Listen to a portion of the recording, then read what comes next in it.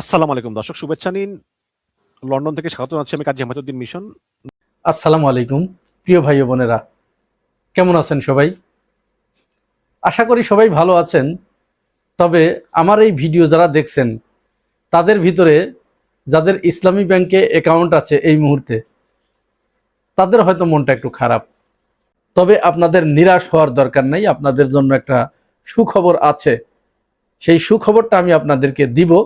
তার আগে ইসলামী ব্যাংকের আজকের এই পরিস্থিতি কেন তৈরি হলো এর কার্যকারণটা একটু ব্যাখ্যা করা দরকার।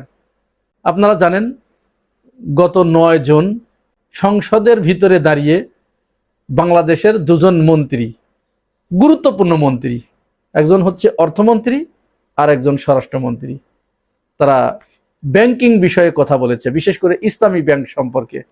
আমরা স্বরাষ্ট্রমন্ত্রী এবং অর্থমন্ত্রী দুজনের বক্তব্যই খুব মনোযোগ দিয়ে শুনেছি, এবং দুজনের বক্তব্য শোনার পরে ব্যাংকের একজন গ্রাহক হিসেবে এবং বাংলাদেশি হিসেবে আমরা যার পর নাই হতাশ হয়েছি। রাষ্ট্রের গুরুত্বপূর্ণ দায়িত্বে থেকে কোনো ব্যক্তি যদি এই ধরনের বালখিল্য, অসত্য এবং অপতথ্য জাতিকে প্রদান করেন, তাহলে সেখানে আস্থার জায়গা ফিরে আসাটা খুবই কঠিন হয়ে পড়ে। এখানে তিনি গায়ের জোরে কথা বলেছেন এবং তার বক্তব্য শুনে মনে হয়েছে অর্থনীতি সম্পর্কে তার বিন্দু বিসর্গও কোনো ধারণা নেই। অনেকেই আমরা বলছি যে সালাউদ্দিন আহমেদ এত জ্ঞানী যে তিনি যখন দাঁড়ান তখন সবাই থরথর করে কাঁপে, তার যুক্তির কাছে কেউ দাঁড়াতে পারে না, যার কারণে সবাই তার বিরোধিতা করে। বিষয়টা আসলে সেটা না। আমরাও আগে মনে করতাম, এমন ধারণা পোষণ করতাম, কিন্তু গতকাল ব্যাংকিং এবং অর্থনীতি সম্পর্কে তার যে বক্তব্য, এই বক্তব্য শোনার পরে আমাদের কাছে মনে হয়েছে মূলত তিনি আসলে কিছুই জানেন না। তিনি গোলার জোরে কথাগুলো বলেন এবং তার যুক্তি আপাতত তিনি প্রতিষ্ঠা করার চেষ্টা করেন। পরবর্তীতে কিছুক্ষণের ভিতরেই ওইগুলো মিথ্যা প্রতিপন্ন হয় এবং তখন তিনি আর এই ব্যাপারে কোনো মন্তব্য করেন না। তিনি অন্তত 5টি মিথ্যা কথা বলেছেন সংসদে দাঁড়িয়ে। মজার ব্যাপার কি জানেন? 12 ফেব্রুয়ারির নির্বাচনের পরে এই যে সরকার গঠন করলো বিএনপি, এই সরকার গঠন করার পরে সালাউদ্দিন আহমেদ এমন একটা জায়গায় যে উপস্থিত হয়েছে, তিনি অর্থমন্ত্রীর কথাও তিনি বলেন, আইনমন্ত্রীর কথাও তিনি বলেন, প্রধানমন্ত্রী উপস্থিত থাকার পরেও প্রধানমন্ত্রীর পক্ষে তিনি বক্তব্য দেন। সর্বশেষ আমরা যে হাস্যকর কথাটি শুনেছি, ধর্মমন্ত্রী, এই আজকে আমি যখন ভিডিও করছি, আজকে ধর্মমন্ত্রীর অনুপস্থিতিতে স্পিকার বলছেন যে ধর্মমন্ত্রী কি আছেন? নাই। তার অনুপস্থিতিতে প্রশ্নের উত্তর দিবেন স্বরাষ্ট্রমন্ত্রী। হাস্যকর, বড়ই হাস্যকর এটা। যাই হোক, তিনি বক্তব্য দিতে যে 5টি অসত্য কথা যেটি বলেছেন, প্রথমেই তিনি বলেছেন যে ইসলামী ব্যাংক পল্লী উন্নয়ন প্রকল্পের নামে, অর্থাৎ আরডিএস প্রকল্পের নামে 22,000 কোটি টাকা জামাতকে দিয়ে দিয়েছে এবং এই টাকা তারা লুটপাট করে নির্বাচনী খাতে ব্যয় করেছে। বিগত সময়ে 11,000 কোটি এবং 5 আগস্টের পরে 11,000 কোটি টাকা এটা তারা লুটপাট করেছে। প্রকৃতপক্ষে আরডিএস সম্পর্কে আমাদের একটু জানা দরকার। আরডিএস প্রকল্পটি কিন্তু ইসলামী ব্যাংকে প্রতিষ্ঠিত হয় 1995 সালে। 2025 সাল পর্যন্ত এই প্রকল্পের সদস্য সংখ্যা 17,46,000 এবং বাংলাদেশের 34,900টি গ্রামে এই প্রকল্প এখন বর্তমান কাজ করছে। এবং 2023 সালের ডিসেম্বর পর্যন্ত এই প্রকল্পে মোট বিনিয়োগের পরিমাণ হচ্ছে 5,179 কোটি টাকা। একটু ভালো করে হিসাব রাখবেন, 5,179 কোটি টাকা ডিসেম্বর 2023 সাল। 2024 সালের 1 জানুয়ারি থেকে 31 ডিসেম্বর পর্যন্ত মোট বিনিয়োগ প্রদান করা হয় 687 কোটি টাকা। আর 2024 সালের 1 জানুয়ারি থেকে 2025 সালের 31 ডিসেম্বর পর্যন্ত মোট বিনিয়োগ বেড়েছে 1487 কোটি টাকা। হিসাবটা একটু মিলান তো। 2023 সালের ডিসেম্বরে ছিল 5,179 কোটি, আর 2024 এবং 25 সালে এই 2 বছরে মোট বিনিয়োগ বেড়েছে 1487 কোটি টাকা। দুটোর যোগফল মোট 6,666 কোটি টাকা। 2025 সালের ডিসেম্বর মাসে ইসলামী ব্যাংক আরডিএস প্রকল্পের যে বার্ষিক প্রতিবেদন তৈরি করেছে, সেখানে মোট বিনিয়োগের পরিমাণ দেখানো হয়েছে 6,666 কোটি টাকা। তাহলে যেখানে 1995 সাল থেকে 2025 সাল পর্যন্ত মোট বিনিয়োগের পরিমাণ 6,666 কোটি টাকা, সেখানে স্বরাষ্ট্রমন্ত্রী সালাউদ্দিন আহমেদ তথ্য দিলেন যে 11,000 কোটি টাকা আগে দিয়েছে আর বাকি 11,000 কোটি টাকা 2 বছরে এখন মোট 22,000 কোটি টাকা সেখান থেকে লুটপাট করা হয়েছে। এই যে অপতথ্য তিনি ছড়ালেন, এর হেতু কি? তিনি আরেকটি অপতথ্য দিয়েছেন সেখানে, তিনি বলেছেন যে ইসলামী ব্যাংক ইসলাম নয়, মির্জা ফখরুল ইসলাম আলমগীরও ইসলাম নয়। এটা একজন স্বরাষ্ট্রমন্ত্রী, একজন দায়িত্বশীল মন্ত্রী এই ধরনের বালখিল্য কথা বলতে পারেন? এই ধরনের অপেশাদার সুলভ কথা তিনি বলতে পারেন? ফখরুল ইসলাম আলমগীর অবশ্য মিটমিট করে হেসেছেন, টেবিল চাপিয়েছেন, আমি হলে এর প্রতিবাদ করতাম, তিনি তা করেন নাই। এরপরে তিনি আরো একটি অসত্য তথ্য দিয়েছেন, নাবিল গ্রুপ থেকে 700 কোটি টাকা ব্যাংকে জমা দিয়েছিল, এই 700 কোটি টাকা ব্যাংকে জমা হয় নাই, এটা একটি দল, অর্থাৎ তিনি জামাতকে মিন করেছেন যে তারা নিয়ে নির্বাচনী খরচ করেছে। তার এই বক্তব্যের পরে মনে হয়েছে ব্যাংকিং সম্পর্কে তার ন্যূনতম কোনো ধারণা নেই। আসলে নাবিল গ্রুপের এই 700 কোটি টাকা কি হয়েছে জানেন? নাবিল গ্রুপের আগে যে বিনিয়োগ ছিল 700 কোটি টাকা, এটা কিন্তু সব বেনামে, অর্থাৎ নাম ছিল নাবিল গ্রুপের, টাকা নিয়েছে সব এস আলম। এরপরে নাবিল গ্রুপের উপরে যখন প্রেসার ক্রিয়েট করেছে ব্যাংক যে আপনার নামে যেহেতু বিনিয়োগ নেওয়া, এস আলম তো পালিয়ে গেছে, আপনি এই টাকা দেন, নাবিল গ্রুপ তখন বলেছে ঠিক আছে আমাকে একটু সময় দেন, আমি আস্তে আস্তে দিব। এই সময় দেয়া মানে হচ্ছে ব্যাংক ঋণ পুনঃতফসিল করে দেয়। এই পুনঃতফসিলের আবার কিছু বিষয় আছে। প্রথম বছরে ডাউন পেমেন্ট দিতে হয় 15%, দ্বিতীয় বছরে গিয়ে ডাউন পেমেন্ট দিতে হয় 30%, আর তৃতীয় বছরে গিয়ে ডাউন পেমেন্ট দিতে হয় 50%। এবং এই ডাউন পেমেন্টের পরে ঋণটা যখন পুনঃতফসিল করা হয়, এটা কিন্তু বাংলাদেশ ব্যাংক করে দেয়, কোনো ব্যক্তির হাতে নয়, তখন এই ঋণটা রেগুলার ঋণ হয়ে যায়। নাবিল গ্রুপেরও তাই হয়েছে। তাহলে নাবিল গ্রুপের উনি তো দেখাচ্ছে, উনি বলেছেন যে তারা তো টাকা দিয়েছে, তাহলে এখনো তার লাইবিলিটি দেখাচ্ছে কেন? আসলে বিষয়টা তো ওইটা। শোনেন ভাইরা, যারা বলেন স্বরাষ্ট্রমন্ত্রী মহাজ্ঞানী, আপনারা তাকে বলবেন এই বিষয়ে পড়ালেখা করতে। এরপর তিনি আরেকটা অসত্য কথা বলেছেন, সেটার অবশ্য সাথে সাথে তিনি জবাব পেয়েছেন, বলেছেন এখানে এনসিপির কেউ উপস্থিত নাই। সাথে সাথেই এনসিপির একজন দাঁড়িয়ে বলেছে যে আপনি অসত্য কথা বলেছেন, আমরা এখানে 2 জন উপস্থিত আছি, মাননীয় স্পিকার আপনি তার এই বক্তব্য এক্সপান্স করুন। এরপর তিনি কথা বলেছেন চাকরিচ্যুতদের ব্যাপারে। চাকরিচ্যুতদের ব্যাপারে তিনি যে কথাটি বলেছেন সেটি তিনি মানবিক দিক থেকে যদি বলতেন সেটা একটা আলাদা বিষয় ছিল, কিন্তু তিনি বলেছেন তাদেরকে চাকরিচ্যুতি করা হয়েছে কোনো নিয়ম কানুন না মেনে। আপনার কাছে আমাদের প্রশ্ন, তাদেরকে নিয়োগ দেওয়া হয়েছিল কোন নিয়ম নীতির ভিত্তিতে? আপনার কি জানা আছে এটা? আপনি নিশ্চয় জানেন, সবই জানেন।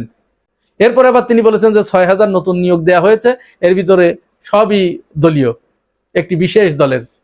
এই যে অসত্য তথ্যগুলো আপনি কেন দিচ্ছেন এটা আমরা বুঝি। এই বক্তব্যগুলো আপনার না, এই বক্তব্যগুলো আসছে সীমান্তের ওপার থেকে। কারণ আপনারা জানেন এস আলম কিছুদিন আগে শেখ হাসিনার সাথে সাক্ষাৎ করেছে না ভারতে গিয়ে? ওই সময়ই তারা ভারতকে বলে এসেছে যে শেখ হাসিনা তো আর নাই, আমার কিন্তু ওখানে ফেরার পথ খুব রুদ্ধ, তো ওখানে আমার 2 জন খুব বিশ্বস্ত লোক আছে, এই 2 জনকে আপনি ভালো করে বলে দেন, ভারত সরকারকে বলেছে আপনি ভালো করে বলে দেন তারা যেন এই ব্যাংকটাকে আবার আমার কাছে ফেরত দেয়, না হলে কিন্তু মৌলবাদীর অর্থনীতি কিন্তু আবার চাঙ্গা হয়ে যাচ্ছে, আপনার কিন্তু সাড়ে সর্বনাশ হয়ে যাবে। ভারতকে বলেছে, ভারত এবার এই 2 জনকে বলেছে যে আবার ইসলামী ব্যাংক ঘুরিয়ে দাঁড়াচ্ছে 5 আগস্টের পরে, তোমরা ওখানে কি করো? যার কারণে এখন স্বরাষ্ট্রমন্ত্রী এবং অর্থমন্ত্রী এরা এই ব্যাংকটাকে আবার ওই সেই আগের অবস্থায় যেভাবে লুটপাট করা হয়েছে, ফোকলা করা হয়েছে, ওইখানে নিয়ে যেতে চাচ্ছে। এই নিয়ে যাওয়ার পথে যে যে বক্তব্য দেওয়া দরকার সেইটা তারা করেছে। স্বরাষ্ট্রমন্ত্রী তিনি বলছেন যে এই ব্যাংকের মালিকানা কে কিভাবে হয়েছে সেটা আলাদা ইস্যু, আলাদা ডিবেট, কিন্তু ব্যাংকের প্রকৃত মালিকের কাছেই তো ব্যাংক ফিরে যাবে। তার মানে এই কথার মাধ্যমে কিন্তু তিনি এইটা বলতে চাইলেন যে এস আলম হচ্ছে এই ব্যাংকের প্রকৃত মালিক। বিষয়টা এরকম যে ডাকাত আপনার সম্পদ ডাকাতি করে নিয়ে গেছে, এখন তিনি স্বরাষ্ট্রমন্ত্রী, তিনি বলছেন এই সম্পদ ডাকাত কিভাবে মালিক হয়েছে সেটা পরের হিসাব, কিন্তু এই সম্পদ ডাকাতের। এই হলো স্বরাষ্ট্রমন্ত্রী, আর কিছু থাকে? যাই হোক প্রিয় ভাই ও বোনেরা, আগেই বলেছি যে এই যে ঘটনাগুলো ঘটছে এগুলো এক্সটার্নাল ব্যাপার, ব্যাংকের ইন্টারনালি কোনো সমস্যা নাই। আমি এই ব্যাংকটি নিয়ে যতটুকু গবেষণা করেছি তাতে আমি বুঝেছি ব্যাংক থেকে কিন্তু টাকা ছাড়া কেউ ফিরে যাচ্ছে না, প্রত্যেককে টাকা দেয়া হচ্ছে, যেভাবে তারা পারছে ব্যাংকের কর্মকর্তারা তারা টাকা ম্যানেজ করে দিচ্ছে। কিন্তু এই টাকাগুলো যারা আপনারা তুলে নিয়ে যাচ্ছেন তারা কিন্তু 2 দিন পরে বা 5 দিন পরে আবার আপনারা সেই ব্যাংকেই জমা দিবেন। মাঝখান থেকে আপনারা এই যে অ্যাকাউন্টগুলো ক্লোজ করছেন, এইখানের একটা ঝক্কি ঝামেলা আপনাদের পোহাতে হবে, আবার এইগুলো থাকবে না। 2022 সালের যে ভয়ঙ্কর নভেম্বর, যেখানে অনেক বেশি ডিপোজিট, সেইখানে পুরা ভয়ঙ্কর নভেম্বরের ওই কয়টা দিনে কোনো কোনো শাখা থেকে 100 কোটি, কোনো কোনো শাখা থেকে 60-70 কোটি টাকা উইথড্র হয়েছে। এইবার এখন পর্যন্ত 30-35 কোটি টাকা মাত্র উঠেছে। তার মানে ভয়ঙ্কর নভেম্বর কিন্তু এর থেকেও ভয়ঙ্কর ছিল। সেই সময় যেহেতু ব্যাংকটার কিছু হয় নাই, এরপরে 2024 সালের আবার ডিসেম্বরের শুরুর দিকে কিন্তু এরকম একটা গুজব উঠেছিল যে ব্যাংক 26শে ডিসেম্বর বন্ধ হয়ে যাবে। সেই 26শে ডিসেম্বর চলে গেছে, আবার 26 সালের ডিসেম্বর আসছে, ব্যাংক কিন্তু টিকে আছে। এ ব্যাংকের কিছুই হবে না। মাঝখানে 2-1 দিন একটু কষ্ট হবে, একটু অস্থিরতার ভিতর দিয়ে যাবে। আপনারা প্যানিক হয়েন না, আতঙ্কিত হয়েন না। ইসলামী ব্যাংকের প্রতি আপনারা আস্থা রাখুন। আপনাদের ভালোবাসার ব্যাংক, এই ব্যাংকের মালিক আপনারা। আপনাদের আমানতগুলো যদি আপনারা এখন তুলে নিয়ে যান, তাহলে ইসলামী ব্যাংকের এই দুঃসময়ে তাহলে আপনারা কি তাদেরকে আরো বিপদে ফেললেন না? একটু ভেবে দেখবেন। ব্যাংকটির পাশে দাঁড়ান, আপনাদের ব্যাংক, আপনারা এটাকে রক্ষা করেন।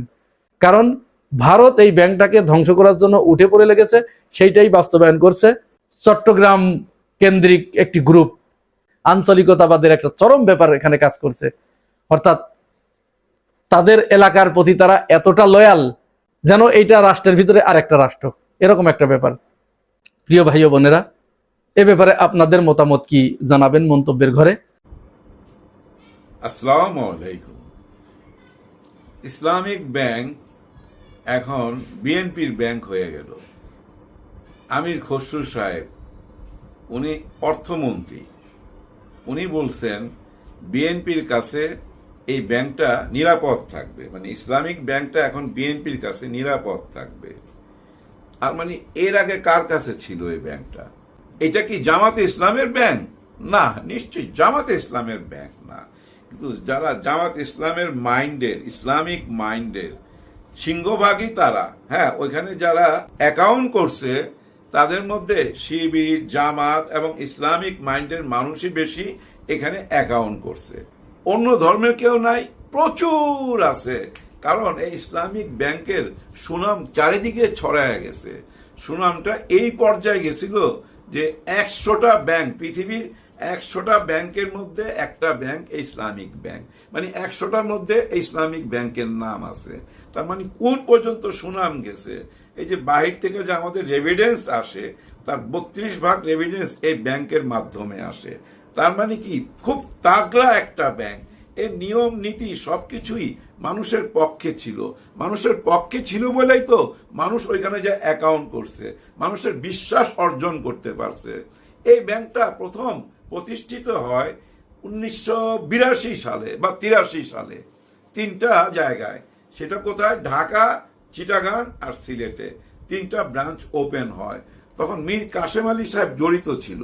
উনি যে মালিক তা বলছি না আমি, অনেকেই মালিক ছিল, কিন্তু মীর কাসেম আলী সাহেব জড়িত ছিল। আর সেই থেকেই আমরা অনেকেই জানি জামাত ইসলামের সাথে এই ব্যাংকটার সম্পর্ক আছে, যার জন্য আমরা সবাই ওই ব্যাংকে অ্যাকাউন্ট করছি। আমি নিজেও করছি। হ্যাঁ, আজকে ভাই টাকা আনতে পাঠাইছিলাম মাত্র 60,000 টাকা। অনেকক্ষণ দাঁড়ায় থাকতে হয়েছে। যে দাঁড়ায় ছিল ও হচ্ছে আমার শ্যালক মাহফুজ। ও আইসা আবার বাসায় এটা বইলা দিছে। বাসায় বলার সঙ্গে সঙ্গে আমার বউ বলতেছে, হ্যাঁ হ্যাঁ, আমার কি হবে? কারণ তার ছোট ছোট 2টা অ্যাকাউন্ট আছে, মানে এফডিআর আছে এই ব্যাংকে। এখন বলে যে এই টাকা তো উঠে আনতে হবে। আমি দূর চুপ থাকে তো কিচ্ছু হবে না, বিএনপির কাছে আছে, বিএনপি সরকারে আছে। এই ব্যাংকের যদি কিছু হয় সরকার মুখ দেখাইতে পারবে? মুখ দেখাইতে পারবে না, কারণ তারা তো দায়িত্ব নিয়ে নিছে। কিন্তু দায়িত্ব নেওয়ার আগে একটা সুন্দর কথা বলছে আমাদের সালাউদ্দিন আহমেদ সাহেব। এই ব্যাংক নিয়ে কথা বলার কথা ছিল আমির খসরু সাহেবের, কিন্তু অর্থমন্ত্রীর জায়গায় স্বরাষ্ট্রমন্ত্রী সাহেব এই ব্যাংক নিয়ে কথা বলছে, যার জন্য এটা চারিদিকে এখন আলোচনার অনেক মুখ আছে ভাই, অনেক দিক আছে। বিভিন্ন দিক নিয়ে মানুষ বিভিন্ন রকম আলোচনা করতেছে। এই আলোচনার মধ্যে আবার মধ্যমণিকে এস আলম, হ্যাঁ, স্বাগতম এস আলম। ওনার নাম কখন থেকে এই ব্যাংকের সাথে জড়িত? শেখ হাসিনার আমলে 82-83 সালে যে ব্যাংকটা হয়েছিল, ওই ব্যাংকটা কিন্তু ধীরে ধীরে সারা বাংলাদেশে ছড়ায় গেল। এমন একটা পর্যায়ে চলে আসলো, এমন একটা বিশ্বাস অর্জন করলো। বাংলাদেশে যতগুলো ব্যাংক আছে তাদের মধ্যে সেরা ব্যাংক ইসলামিক ব্যাংক। ওই টাইমে আমরা দেখলাম শেখ হাসিনার আমলে মধ্যরাতে ওই যে ডিজিএফআই বা কারা কারা যেন, এগুলো শোনার কথা, আমার কাছে প্রমাণ তো নাই। ডিজিএফআই নাকি উঠায় নিয়ে যায় ওই ব্যাংক লেখা নিয়ে গেছে। ওই থেকে এই ব্যাংকের মালিক কে হয়ে গেল? এস আলম। উনি বিরাট অঙ্কের টাকা দিয়া এটা শেয়ার কিনা এটার মালিক হয়ে গেল এবং আগের লোকজন ছড়ায় নিজের লোকজন বসাইলো। এরপর তো চলে আসলো 5ই আগস্ট, উনি তো পালায়া চলে গেলেন। পালাইতে হয় নাই, এর আগে থেকে উনি বিদেশে আছে। কারণ কি জানেন, এই সেরা ধনীরা কিন্তু ডিপ স্টেটের সাথে সম্পর্ক রাখে, ওনারও কিন্তু ডিপ স্টেটের সাথে সম্পর্ক আছে। এরপর থেকে উনি বাইরে থেকে এই ব্যাংকের মালিকানা ফেরত আনার জন্য বহু রকম চেষ্টা কইরা যাচ্ছে। আমরা এর আগে অনেক রকম গুজব শুনছি যে বিএনপির নির্বাচনে প্রচুর টাকা ঢালতেছে। গুজব, আমার কাছে প্রমাণ নাই, এরকম গুজব শুনছি। এবং আমরা এইটাও জানি এস আলমের সাথে সালাউদ্দিন সাহেবের একটা ভালো সম্পর্ক। আর এই সম্পর্কটা যে কতটা গভীর, উনি শিলং থেকে আইসা যে প্রথম গাড়িতে উঠছিল ওই গাড়িটা ছিল এস আলমের। এটা নিয়ে তো অনেক রকম কথাবার্তা হয়েছে। উনি কিন্তু বলছে যে আমি জানতাম না ওইটা কার গাড়ি, কিন্তু পাবলিক কিন্তু জানে এস আলমের সাথে আপনার গভীর সম্পর্ক, আপনার ছেলে এস আলমের এখানে চাকরি করে, এরকম কথা তো আমরা শুই না আসতেছি। এখন এই কথাগুলো আমি কেন বলতেছি? এই জন্য বলতেছি, আজকে যদি সংসদে অর্থমন্ত্রী আমির খসরু সাহেব এই ইসলামিক ব্যাংক নিয়ে কথা বলতো, তাহলে কিন্তু এই কথাটা সামনে আসতো না। কোন কথাটা? যে সবাই বলতেছে সালাউদ্দিন সাহেব সমস্ত কল কাঠি নাড়তেছে, কারণ উনি তো ব্যাংক নিয়ে কথা বলতেছে। অর্থমন্ত্রী যে কথা বলবে ওই কথা উনি বলতেছে। উনি বলতে যে কি বলল, খুব সুন্দরভাবে কাব্যিক ভাবে বলল, ইসলামিক ব্যাংক মানে ইসলাম না। কথাটা কিন্তু সত্য। ব্যাংক আবার ইসলাম হয়ে যায় কেমনে? কোন দলের টাইটেলে যদি ইসলাম থাকে সেটা ইসলাম না, এটাও সত্যি কথা। একটা দলের সাথে ইসলাম নাম আছে বলে ইসলাম হয়ে যাবে?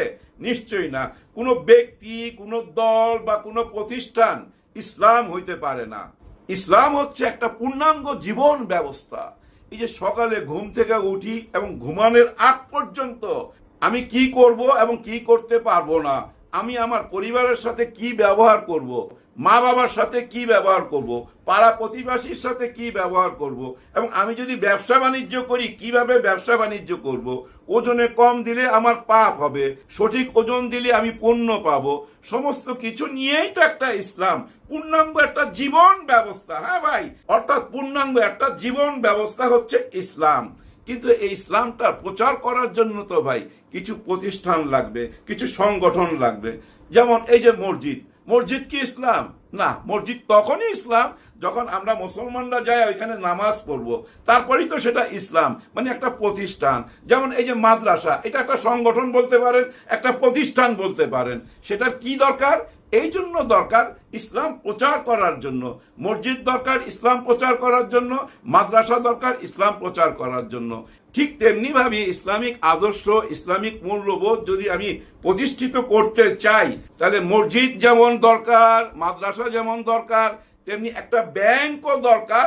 এটা ইসলামিক মাইন্ডের অনেকের মাথার মধ্যে যখন এই চিন্তাটা আসলো, তখনই কিন্তু ইসলামিক ব্যাংকটা প্রতিষ্ঠিত করা হইলো 1982 সালে ঢাকা, চিটাগাং আর ওই সিলেটে। চিন্তা ভাবনাটা কি ছিল? যে এখানে যারা টাকা জমা দিবে, যে মানুষ যখন এই আমানতটা এই ব্যাংকে রাখবে, তাদের আমানতটা নিয়ে কি কাজে লাগানো হবে, ওই কাজ থেকে যে লাভবান হওয়া হবে, সে লাভের অংশ সবাইকে কিভাবে বন্টন করা হবে, সব কিছু মিলায়া কিন্তু এই ব্যাংকটা মানুষের মন কাইরা নিছে। মানুষের মধ্যে একটা ধারণা চলে আসছে জামাতে ইসলামের ব্যাংক। এটা আসলে জামাতে ইসলামের ব্যাংক না, ওনাদের শেয়ার কিনা আছে এবং এটা ইসলামিক আদর্শ মতে যেন পরিচালনা করা হয় সেটা নজরদারি করেন ওনারা।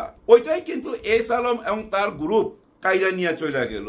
আর ওই কথাটাই কিন্তু সালাউদ্দিন সাহেব বলছে যে আজান দিয়া লিল্লাহে আকবার বইলা এই ব্যাংকটা দখল কইরা নিছিল।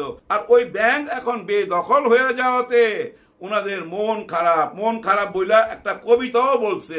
এই কবিতাটা কিন্তু আমি আগেও শুনছি, হ্যাঁ, আওয়ামী লীগের এক নেতার মুখে শুনছি।